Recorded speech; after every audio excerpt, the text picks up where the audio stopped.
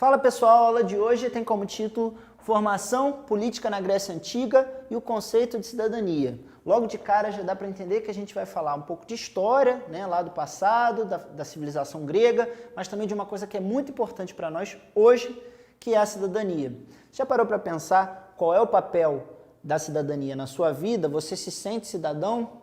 Quero que você reflita ao longo dessa aula para a gente encerrar junto aqui. Primeira coisa que eu vou trazer para a discussão é esse tema sobre Grécia Antiga. De que Grécia a gente está falando? Isso porque Grécia hoje é um país, é um Estado-nação independente, tem um território bem definido, tem uma forma de governo.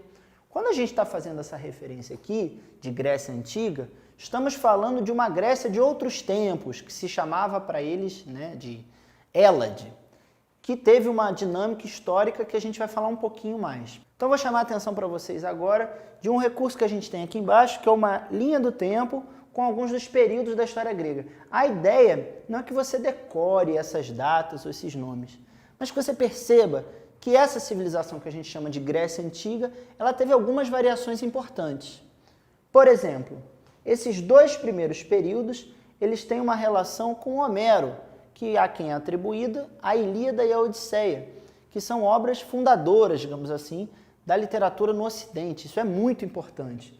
Tanto que, olha a divisão, o período que é chamado de pré-homérico, que iria mais ou menos de 2000 até 1100 a.C., e um período chamado homérico, que teria vivido Homero, digamos assim, de 1100 até 800 a.C. Teve também o período arcaico, onde já teve a formação de algumas civilizações na área da Hélade, na área da Grécia, que foi de 800 a 500 a.C., mas ainda não era aquele período que normalmente a gente faz mais referência, que é o chamado período clássico, que teria ido de 500 a 338 a.C., onde se fortaleceram as principais polis, onde teve o surgimento da filosofia. E por último, o período que é conhecido como helenístico, que vai de 338 a 146 a.C., que foi uma época que a Hélade, essa área dos gregos, ela foi conquistada por Alexandre o Grande, da Macedônia. E é um período bastante importante para a gente entender como é que ficaria a Europa depois desse período da Grécia Antiga. Pois bem, vale a gente questionar o que era para o grego ser grego, o que fazia ele se sentir parte dessa coletividade. Isso é muito interessante, porque lá na Antiguidade não se pensava hoje como a gente, eu sou brasileiro, você é dos Estados Unidos, não tinha essa ideia muito clara. O que existia era uma noção de pertencimento a uma cultura helênica, como se dizia, E essa cultura tinha como principal elemento de distinção a língua. Então era grego aquele que falava grego.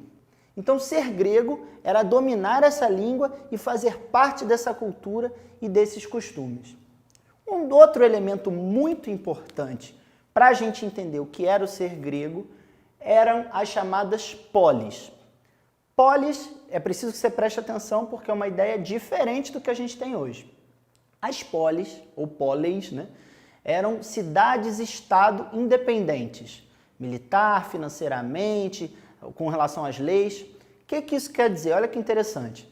Existia, por exemplo, uma cidade, Atenas, outra Esparta, outra Micenas.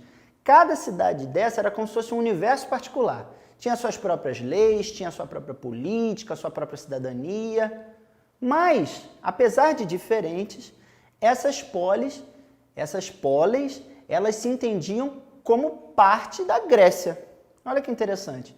Então esse é um conceito muito próprio da Grécia Antiga. Tinha um pertencimento cultural, embora tivesse uma independência e cada uma se desenvolvesse politicamente separada da outra. É interessante que muitas delas também tinham uma forma semelhante. Tinha a Acrópole, que era um lugar que normalmente era mais alta, onde tinha a Ágora, que era um local de discussão dos cidadãos, tinha a Jerusa, que era uma assembleia de decisões políticas, e em torno da Acrópole tinha a região onde ficava a maior parte da população, que era uma região mais rural, onde havia também a produção de alimentos. Ou seja, mesmo diferente, as polis tinham algumas coisas em comum. Duas polis se tornaram mais conhecidas, Atenas e Esparta. Atenas se diferenciou pelo regime democrático, a gente vai discutir isso já já, que surgiu durante o período clássico lá em Atenas, que que se desenvolveu uma forma de participação política muito específica. Já outra muito importante foi Esparta. Esparta não se desenvolveu na forma de uma democracia, mas na forma de uma monarquia, ou seja, um governo de um rei, que tinham 2 reis. Por isso o nome é assim diferente, ó, é diarquia. O que é interessante?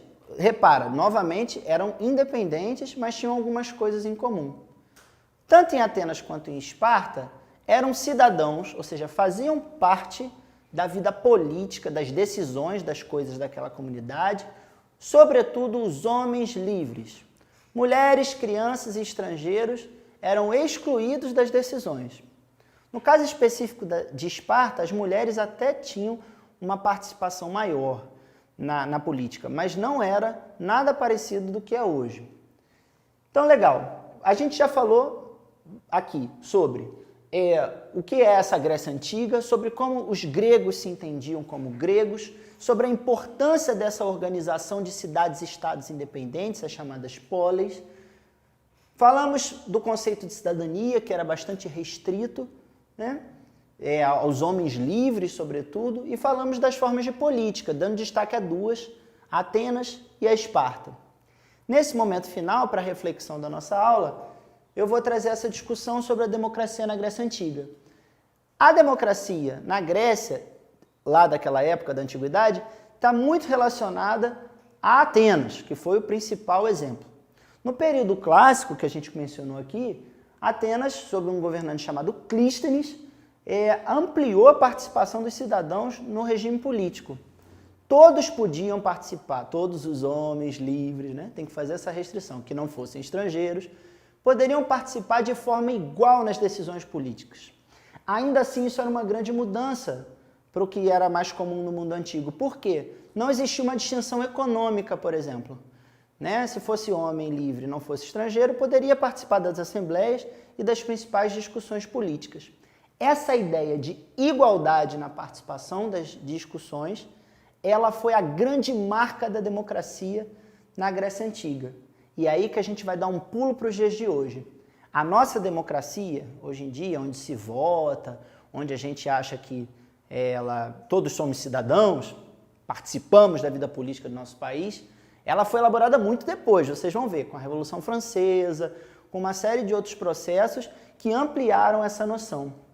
Mas, digamos assim, o embrião, a origem dessa ideia de igualdade nas decisões políticas está aqui na Grécia. Para a gente encerrar, eu gostaria que você refletisse sobre uma coisa.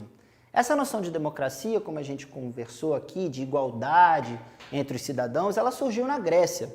E ela depois foi ampliada por meio de vários processos históricos, como é o caso da Revolução Francesa, como você ainda vai ver mais para frente.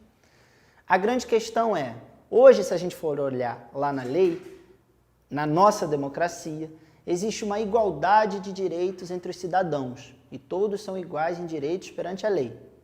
Mas será que funciona realmente dessa forma? Ou será que não existe uma distância entre a cidadania no papel e como ela é executada na prática? Pensa sobre esse assunto e até uma próxima.